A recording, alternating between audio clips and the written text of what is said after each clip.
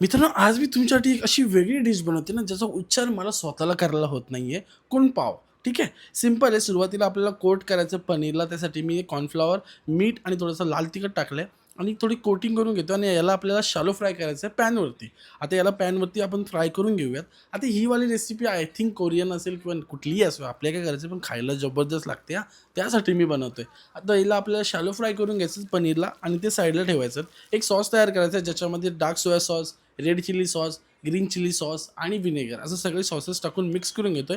हे साईडला ठेवायचं आहे. एका पॅनवरती ऑइल टाकायचं आणि बारीक चॉप केलेलं याच्यामध्ये अद्रक टाकायचं आहे. मग शिमला मिरची तुम्हाला जेवढ्या कलरच्या भेटतील तेवढ्या तुम्ही याच्यामध्ये टाकू शकता. थोडंसं याच्यामध्ये मी गाजर पण टाकलं आहे, कांदा पण टाकला आहे. हे सगळं टाकून असं मी परतवून घेतोय. मित्रांनो, थोडंसं मीठ टाकतोय जेणेकरून आपली जी व्हेजिटेबल्स आहे प्रॉपर शॅलो फ्राय होतील. मग याच्यामध्ये थोडं पाणी ॲड करायचं आहे. पाणी ॲड करून ते व्हेजिटेबल्सना मिक्स करायचं आहे. देन तो सॉस तयार केलेला तो याच्यामध्ये ॲड करायचा आहे.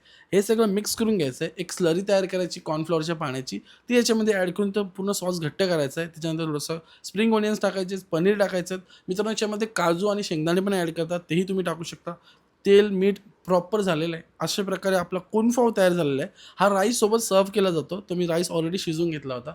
राईसवरती ॲड केला हा कुनपाव आणि मग सर्व्ह केला ही मजेदार अशी रेसिपी. एकदा नक्की ट्राय करून बघा आणि मला सांगा कसं झालं. याची डिटेल्स मी कॅप्शनमध्ये ॲड करतो. रेसिपी जबरदस्त आहे. तुम्हाला खूप जास्त आवडेल. नक्की ट्राय करा.